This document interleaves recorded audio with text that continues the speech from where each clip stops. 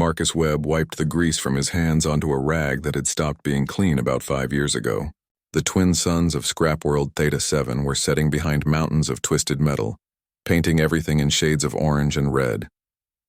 He stood in the doorway of his workshop, a structure he had built from the remains of a Vraxian cargo hauler that had crashed here long before he arrived.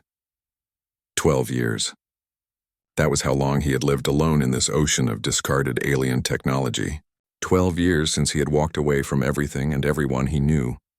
The scrapyard stretched as far as the eye could see. Thousands of dead ships from hundreds of different species lay scattered across the planet's surface. Some were the size of houses.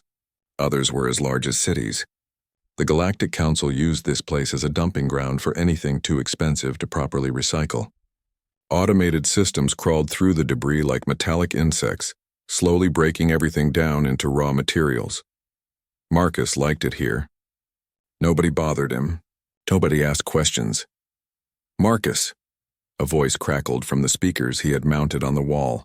"The eastern perimeter sensors are malfunctioning again." He smiled. "They're not malfunctioning, Oracle. You're just reading them wrong. Negative. My analysis clearly shows—" The voice cut out, replaced by a stream of clicking sounds and what might have been cursing in Kelthon. Then it switched to broken English again. "Apologies. Memory Core 3 is fragmenting. Oracle was not really an AI, at least not in any official sense. Marcus had built it from the computer cores of 12 different alien ships, wiring them together in ways that would make any proper engineer have a heart attack. The result was something that worked, mostly, but had the personality of a confused elderly person who spoke 6 languages and sometimes forgot which one they were using. "I'll look at your cores tomorrow," Marcus said. He had been saying that for 3 months. He walked back into the workshop. The space was organized chaos. Workbenches covered in tools he had made or modified himself. Shelves stacked with components pulled from a dozen different species technology. Nothing matched. Nothing was standard. Everything worked because Marcus understood something that most aliens did not. Engineering was not about following rules. It was about solving problems. His own tools hung on the wall. Human tools brought with him when he first arrived. They were old now, worn, but he kept them in perfect condition. A reminder of who he had been before. Marcus sat at his workbench and picked up a device he had been repairing. It was a Saurian medical scanner, damaged beyond what any Saurian technician would consider fixable. But Marcus had learned that fixable was a matter of perspective. He had already replaced its power core with a human-made battery, rerouted its sensor array through salvaged Vraxian circuits, and rebuilt the display using parts from a Kelthon entertainment system. It should not work. It violated about 40 different principles of proper engineering. He pressed the activation button. The scanner hummed to life, its display showing clear readings. "See?" he said to nobody in particular. "Just needs the right kind of thinking." "Marcus," Oracle's voice returned, more urgent this time. "I am detecting unusual energy signatures at grid reference 77 Alpha. Marcus frowned. Energy signatures were rare. Most ships that came here were already dead, their power cores stripped or depleted. "What kind of energy?" "Unknown. The readings do not match any recorded technology in my database." That made Marcus interested. In 12 years, he had seen technology from every major species and dozens of minor ones. Something new was worth investigating. "Show me," he said. A holographic display flickered to life above his workbench. Oracle was glitchy, but Marcus had at least gotten the projection system working. The display showed 3 objects moving through the upper atmosphere. They were large, moving fast, and their energy signatures were wild and fluctuating. "Those aren't following standard approach vectors," Marcus said, leaning closer. "They're not in control." Even as he watched, the objects began to descend more rapidly. They were not landing. They were crashing. "Oracle, how far away?" "Approximately 2 kilometers northeast sector. Impact in 45 seconds. Marcus stood and moved to the window. He could see them now. 3 dark shapes trailing fire and strange colored light as they fell through the sky. They hit the ground in sequence, each impact sending shockwaves that Marcus could feel through the floor of his workshop. Mountains of scrap metal shifted and collapsed. Automated drones scattered in confusion. Then everything went quiet. Marcus grabbed his coat and his scanner. He loaded a small plasma pistol he had built from Vraxian military parts. It probably would not do much good if whatever had crashed was hostile, but it made him feel better. Oracle, prepare the rover. I'm going to take a look. That is inadvisable. Unknown entities could be dangerous. Everything out here is dangerous, Marcus said. That's why I fit the rover with shields and weapons. He climbed into the rover, a six-wheeled vehicle he had assembled from parts of at least 8 different alien transports. It looked ridiculous with mismatched panels and exposed wiring, but it could handle the rough terrain of the scrapyard and keep him alive while doing it.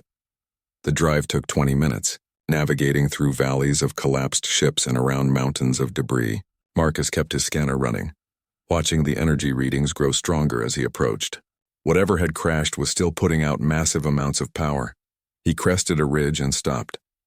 In the valley below, 3 enormous shapes lay among the wreckage. At first, Marcus thought they were ships of some kind, but as his scanner fed him more data, he realized what he was looking at. They were alive. Each creature was easily 30 meters long, with massive bodies covered in scales that shimmered with strange colors even in the fading light. They had wings or what remained of wings torn and broken. Crystalline structures protruded from their spines, cracked and leaking energy that made the air shimmer with heat. Dragons, Marcus whispered. They look like dragons, but dragons were mythology. Earth mythology. There were no dragons in space, except here they were, 3 of them bleeding energy and life into the dirt of an alien scrapyard. The largest one moved. Its head lifted and Marcus saw eyes that glowed with an inner light. It looked directly at him. Marcus felt something press against his mind. Not words, but emotions, pain, desperation, and underneath it all, surprise. The creature had not expected to find anyone here. Marcus sat in his rover for a long moment, his engineer's brain already working through the problem.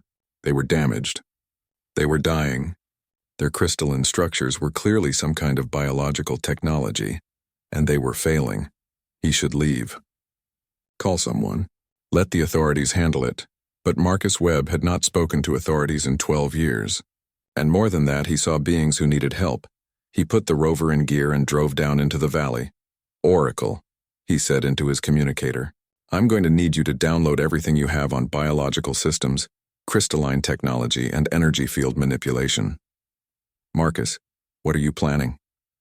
He stopped the rover near the largest creature and climbed out slowly, hands visible, weapon holstered. I'm going to do what I do best, he said. I'm going to fix something. Marcus approached slowly, his scanner held in front of him. The device was going crazy, displaying readings that made no sense. The creatures were biological, but they were also technological. Their crystalline structures were not decorations or armor. They were integrated into their bodies, part of their nervous systems, their organs, their very being.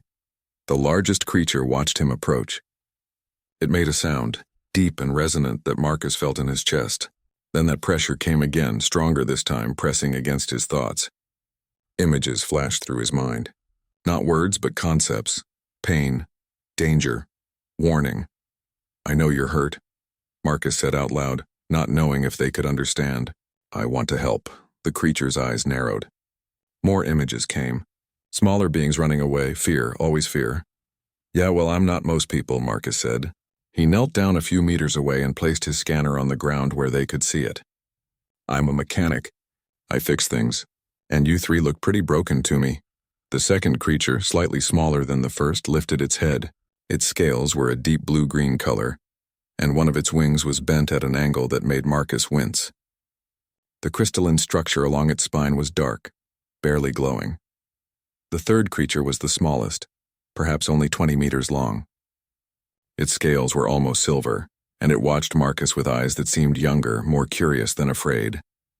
The largest creature made that deep sound again. This time, Marcus's universal translator caught fragments of it. The language was old, very old, something the translator could barely recognize. Human. Should not. Here. Human, Marcus said, surprised. You know what humans are? More pressure against his mind. This time he saw images of space, of galaxies spinning, of time passing. These creatures were old, very old. They had seen things, been places, new species that had risen and fallen before humanity had even left Earth. My name is Marcus, he said. He gestured to himself. Marcus Webb, and I'm guessing you 3 need help pretty badly to crash in a place like this. The smallest creature made a sound that might have been a laugh. It hurt them and they stopped quickly, but Marcus caught the meaning.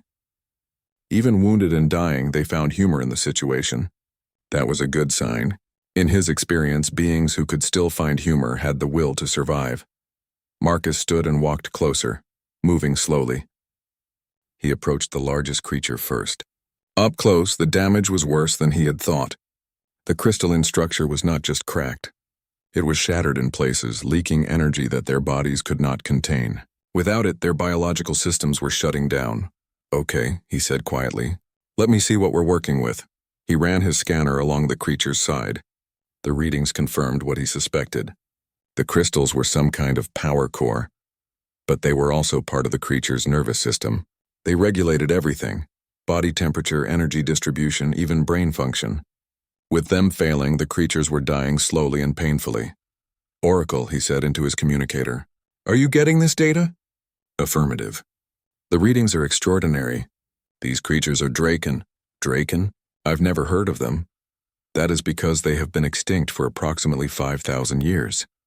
Marcus looked up at the creatures, at their glowing eyes watching him. "They don't look extinct to me." Historical records indicate the Draken disappeared during the first hegemony expansion. They were considered a threat and hunted. No specimens have been encountered since.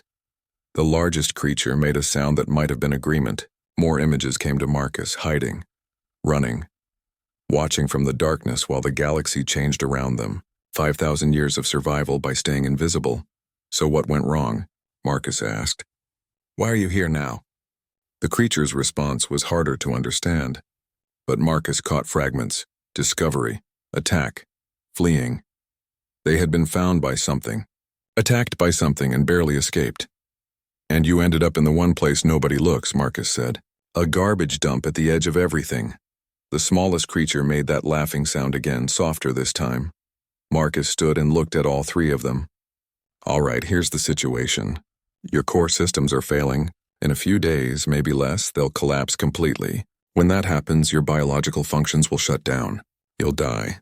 The creatures already knew this. He could see it in their eyes. "Now, if you were machines, I could replace your power cores with something else. Easy. But you're not machines. These crystals are part of you. I can't just swap them out." He paused. "But I might be able to repair them." The second creature, the blue-green one, lifted its head higher. Marcus felt surprise from all three of them. "You did not expect that," Marcus said. "Let me guess. You've lived long enough to know that most species would run from you, or try to capture you, or call someone official. Nobody would try to help." More images. Species fleeing in terror. Species attacking. Species seeing them as monsters or as prizes to be claimed, never as beings who needed help. "Well, welcome to human thinking," Marcus said. "We're either the stupidest species in the galaxy or the most stubborn. I haven't decided which." He picked up his scanner. "I need to get you three back to my workshop. There's equipment there I'll need, materials, tools. Can any of you move?" The smallest creature tried to stand. They managed to get their legs under them, but their wings were useless and they swayed dangerously. The other two could barely lift their heads. "Okay, that's not going to work," Marcus said. He thought for a moment, then grinned. "Good thing I'm used to improvising." It took him 6 hours to rig up a transport system. He used cables from 3 different crashed ships, pulleys made from salvaged loading equipment, and his rover's engine to provide power. It was ugly and probably violated every safety regulation in the galaxy, but it worked. Slowly, carefully, he dragged each of the Draken across the scrapyard to his workshop. By the time he got all 3 of them into the cleared area beside his workshop, both suns had set, and the scrapyard was lit only by the glow of automated systems and the fading light from the Draken's crystals. Marcus was exhausted, but he did not stop. He set up portable generators around them, running power lines to keep them warm. He rigged up scanners to monitor their vital signs. He pulled every tool and piece of equipment he thought he might need. The Draken watched him work. The largest one, who Marcus had started thinking of as the leader, kept sending him images. Questions. Why was he doing this? What did he want from them? "I don't want anything," Marcus said as he worked. "You're here. You're hurt. I can help." That's enough. The concept seemed to confuse them. Marcus finished setting up a work area and stood back, hands on his hips. "All right, let's see if I can do the impossible." He looked at the 3 creatures. Fair warning, I'm not a doctor. I'm not even close to a doctor. I'm a mechanic who fixes broken ships with spare parts and stubborn hope. This is going to be messy and probably painful, and it definitely won't be pretty. The smallest creature sent him an image, Marcus accepting them. Marcus not afraid. Pretty or functional, Marcus said. In this galaxy you only get to pick one, and I always pick functional. He rolled up his sleeves and got to work. Marcus had not slept in 36 hours. His eyes were red, his hands were shaking from too much coffee substitute, and he had burned himself twice with plasma welding equipment. But he was making progress. The Draken's crystalline cores were unlike anything he had ever worked with. They were not just technology. They were alive, growing structures that responded to biological signals and energy fields. Normal engineering principles did not apply. Standard repair techniques failed completely, so Marcus stopped trying to fix them the right way and started fixing them the human way. This is going to sound crazy, he said to the largest Draken, who he had learned was named Sirathax. The creature had managed to share their name through mental images over the last day of work. But I think I can use Vraxian plasma conduits to bridge the gaps in your crystal. Structure. Sirathax sent him an image. Doubt. Concern. The two systems were not compatible. They're not compatible according to standard engineering. Marcus agreed. But I've stopped caring about standard engineering about 10 years ago. He held up a length of plasma conduit that glowed with a faint blue light. See, Vraxian tech uses directed energy flow. Your crystals use something similar, just more organic. If I can tune the resonance frequency right, I can use these as temporary bridges until your crystals heal themselves. The second Draken, Corvin, sent him an image of disbelief. This was not how things worked. You're right, Marcus said. It's not how things work. It's how I make things work. There's a difference. He had already tested his theory on small fragments of crystal that had broken off. The results were promising, if unstable. The plasma conduits could carry the energy, but they had to be wrapped in Kelthon biogel to prevent them from burning through the Draken's organic tissue. Then he had to regulate the power flow using quantum processors he had pulled from a crashed science vessel. The result looked like something a child might build from spare parts. It was held together with magnetic clamps, sealed with fusion paste, and regulated by 3 different computer systems that were not designed to work together. It should not work. Marcus activated the first prototype on Corvin's smallest crystal fracture. The plasma conduit glowed, the biogel shimmer, and energy began to flow. Corvin made a sound of surprise. The pain in that section decreased. The crystal around the bridge began to stabilize. Ha! Marcus shouted. See? Ugly but functional. Over the next 12 hours, he worked on all 3 Draken. He installed conduit bridges on Sirathax's major fractures. He rebuilt Corvin's damaged wing structure using titanium supports he had shaped himself, covered with flexible polymer mesh. For the smallest Draken, Zephyra, he had to get creative with her shattered spinal crystals, using a network of microconduits that looked like glowing veins running under her scales. The Draken watched him work with something between horror and fascination. Their mental images showed their thoughts clearly. This was crude. This was inelegant. This violated every principle of proper biological engineering, but it was working. Human engineering, Marcus explained as he welded another support strut to Corvin's wing. We don't have the fanciest technology. We don't have the most advanced science. What we have is the ability to look at 2 things that should never go together and say, yeah, I can make that work. Zephyra sent him an image. Curiosity. Why did humans think this way? Marcus paused in his work. Because we had to, he said quietly. Humanity started with nothing. We didn't have natural armor or wings or telepathy. We were just smart apes on a dangerous planet, so we learned to make do with what we had.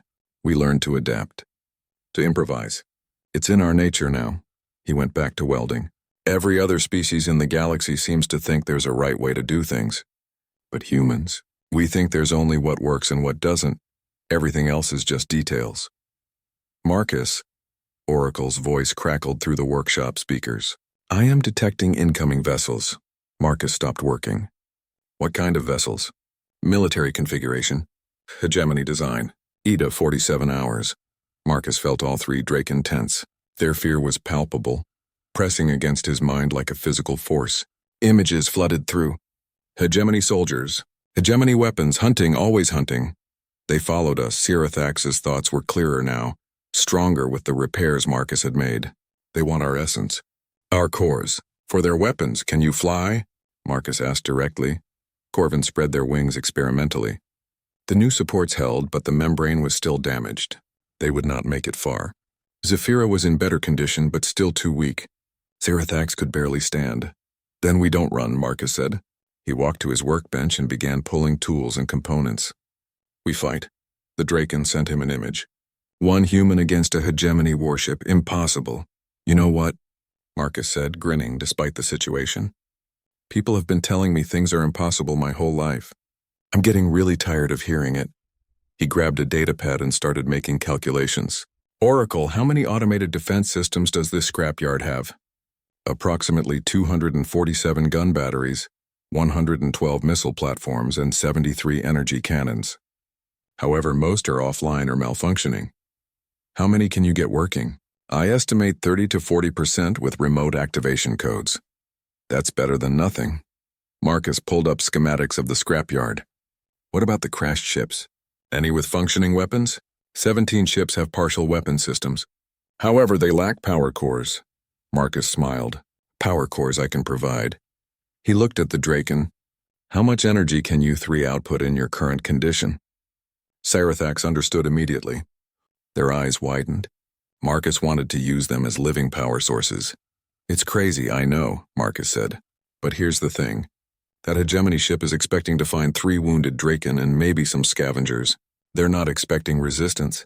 They're definitely not expecting this entire scrapyard to fight back. Corvin sent an image. This plan was insane, probably, Marcus agreed. But insane plans are kind of my specialty. He started gathering equipment. We have 47 hours. That's enough time for me to turn this junkyard into the galaxy's ugliest, most dysfunctional weapons platform.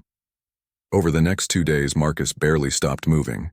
He ran power lines from the Draken to crashed warships, activating their weapon systems. He reprogrammed automated defense batteries, linking them to Oracle's control. He rigged up explosives using fuel cells and plasma charges.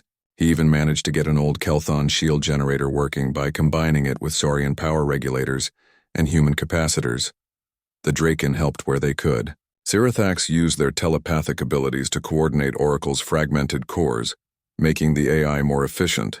Corvin melted metal with their fire breath, helping Marcus weld supports and structures. Zephyra, the quickest to recover, started scouting the perimeter and setting up sensor networks.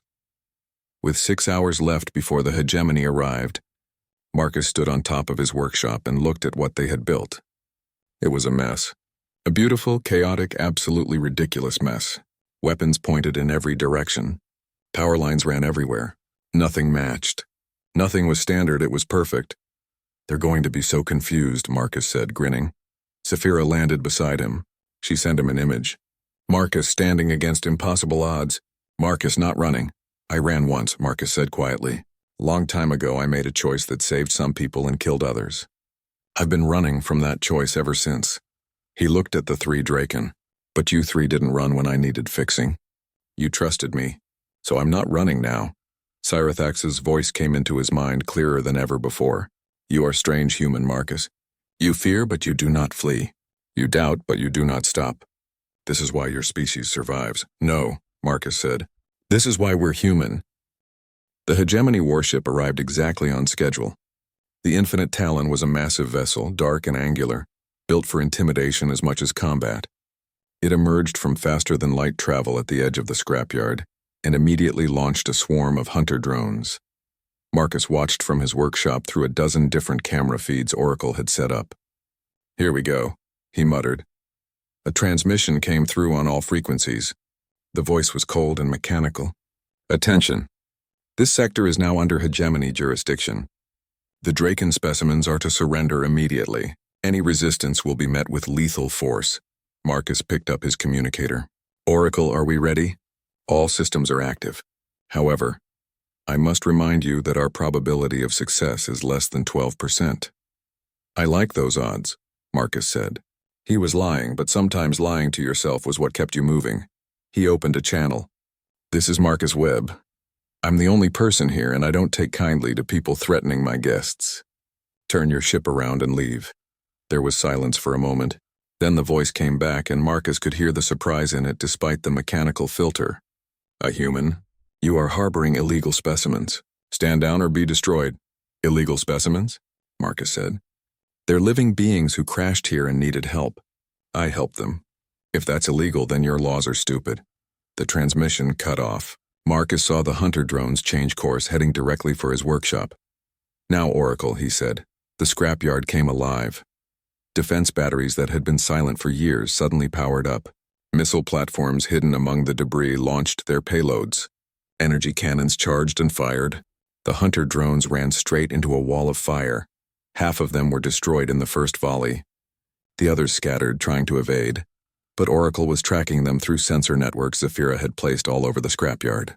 The AI might be fragmented and glitchy, but give it targets and weapons and it became surprisingly efficient. On the Infinite Talon, Commander Vexthal watched his tactical display with growing confusion. What should have been a simple retrieval operation was turning into a battle. This was not possible. The scrapyard was unmanned. "Automated. Analysis," he snapped at his crew. "Sir, multiple weapon systems activating across the scrapyard. They appear to be improvised. Jury-rigged from salvaged equipment. One human did this?" Vexthal could not believe it.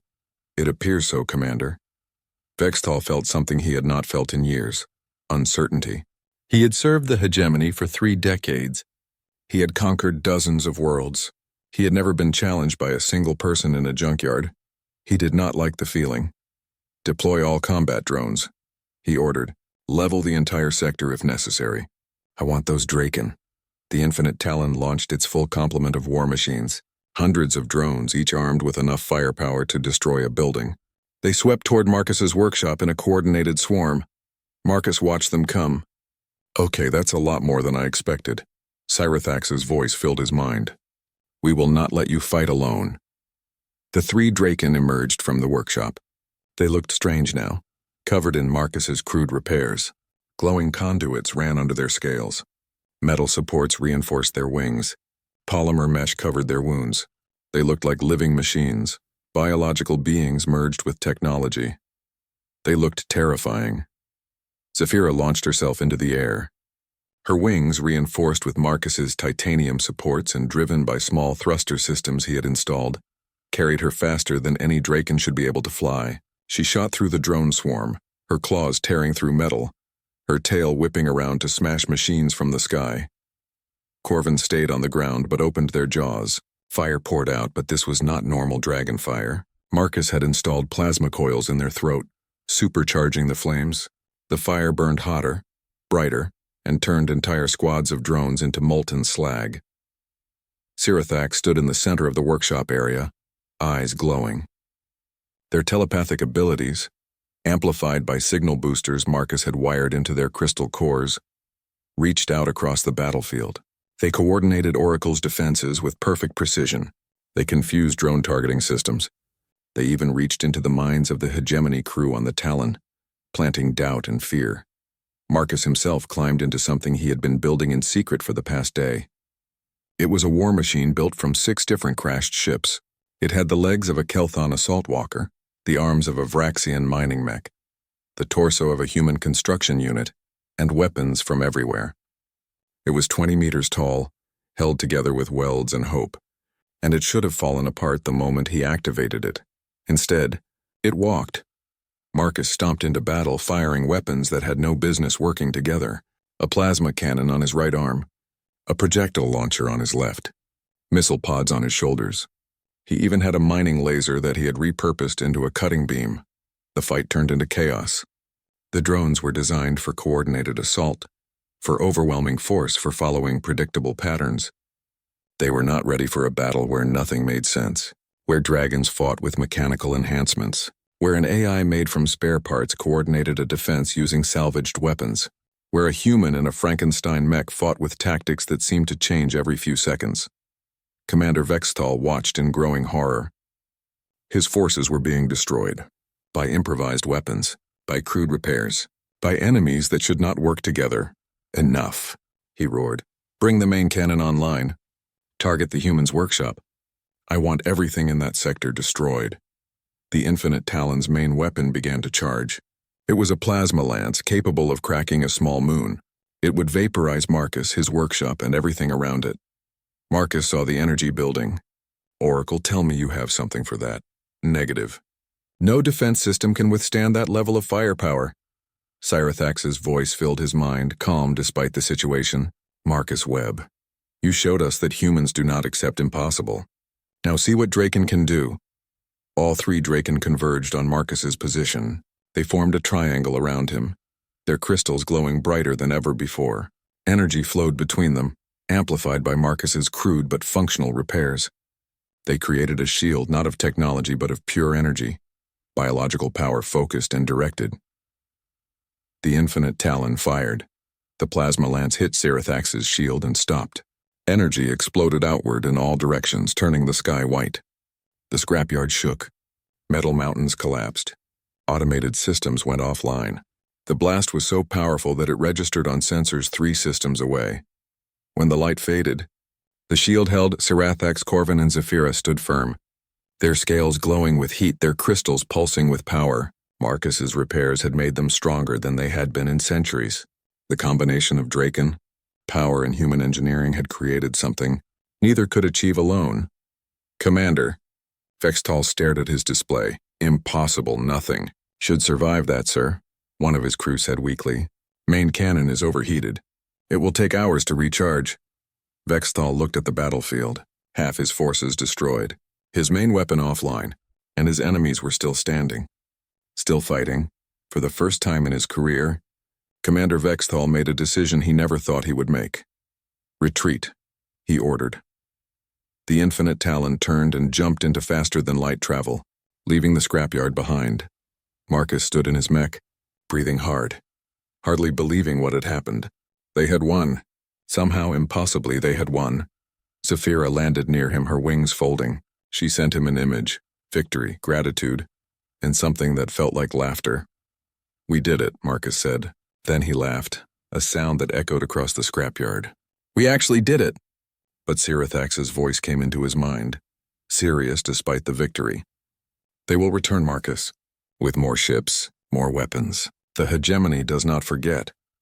Marcus climbed out of his mech and looked at the 3 Draken. Then we'll be ready. Because this? He gestured at the battlefield, at the improvised defenses, at the strange alliance between human and dragon. This is just the beginning. The days after the battle were busy.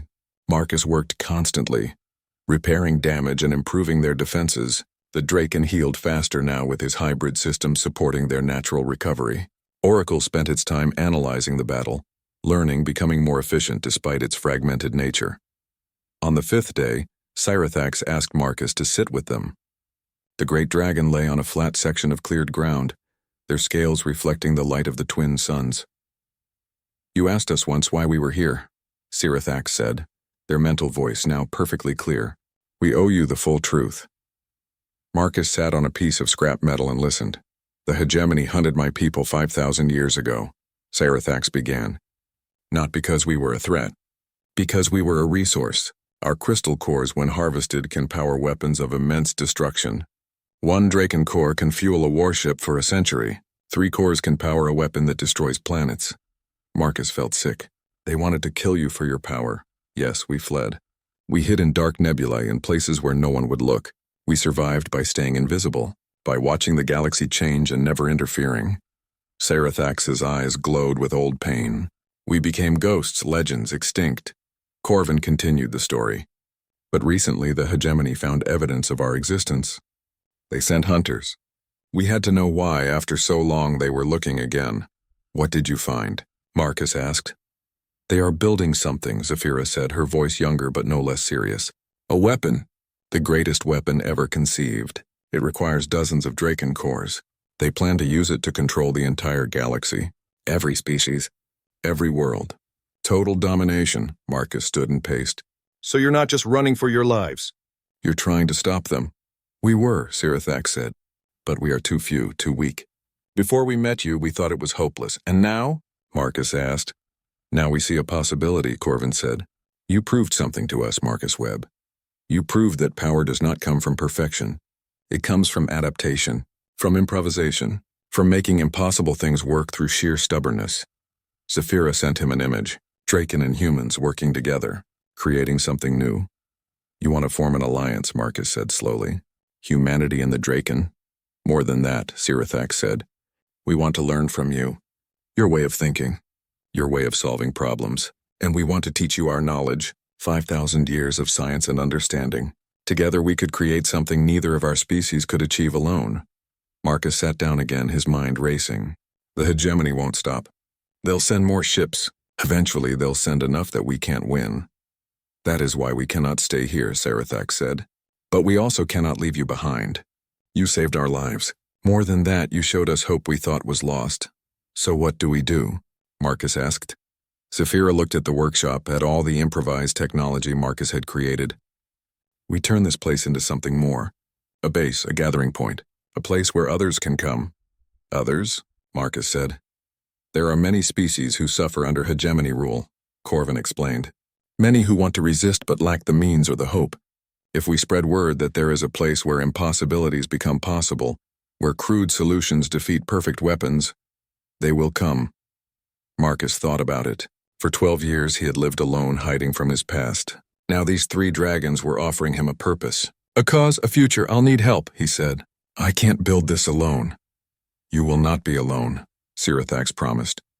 We will send messages through old networks, carefully, quietly, to those who can be trusted. Over the next weeks, something remarkable happened. Ships began to arrive at Scrapworld Theta 7. Not many at first, just a few. An outcast Vraxian engineer who had been exiled for questioning authority. A Kelthon pilot whose family had been destroyed by the hegemony. A human salvage crew who heard rumors of another human doing impossible things with alien tech. Each arrival brought skills, knowledge, or simply willing hands. Marcus taught them his methods. How to make mismatched systems work together. How to solve problems without following rules. How to turn weakness into strength through creativity. The Draken taught them too. Ancient sciences. Energy manipulation. Biological engineering.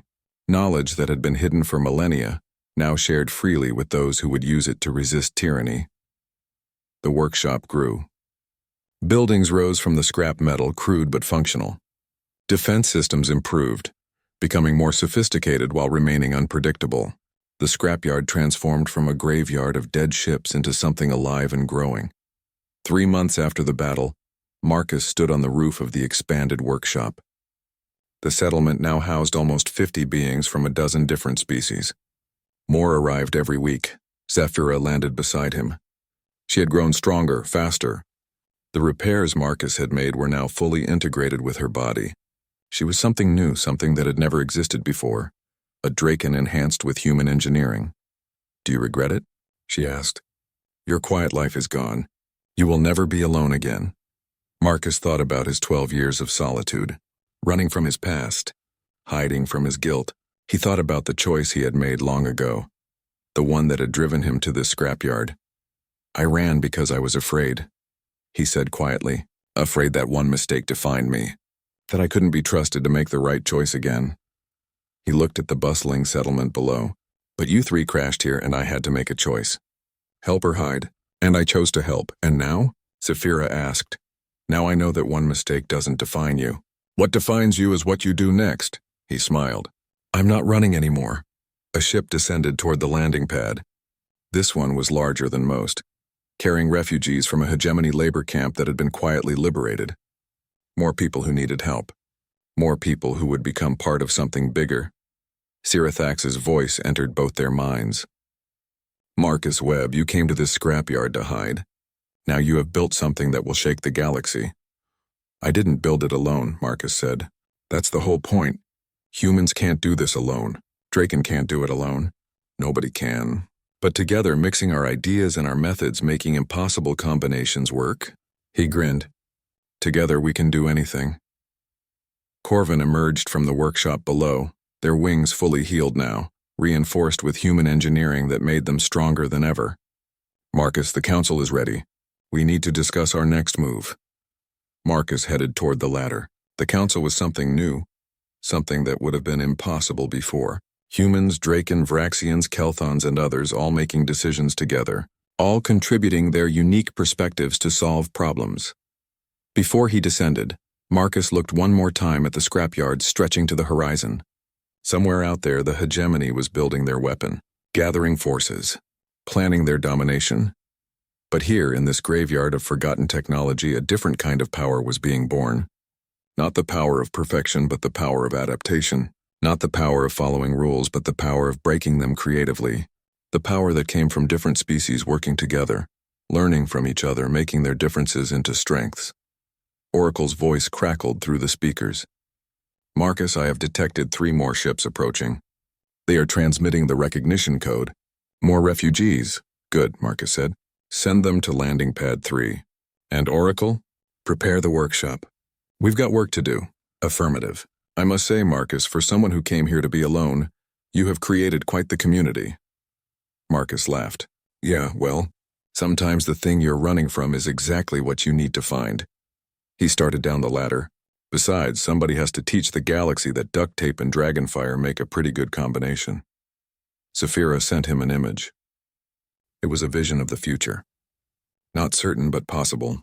A galaxy where the hegemony's perfect order was challenged by chaotic creativity, where humans and Draken and dozens of other species worked together, not despite their differences, but because of them, where one stubborn mechanic in a scrapyard had proven that sometimes the best solutions came from making impossible things work. As Marcus entered the council room, he passed a sign he had hung above the door. He had written it in English, though Oracle had translated it into every language spoken in the settlement. It read, "If it's stupid and it works, it's not stupid." Below it, in Cyrathax's flowing script, the Draken had added their own wisdom. The strength is not in the individual parts, but in the impossible combination. Together, those 2 philosophies were building something that would change everything. And it had all started when 3 dragons crashed at an old mechanic store.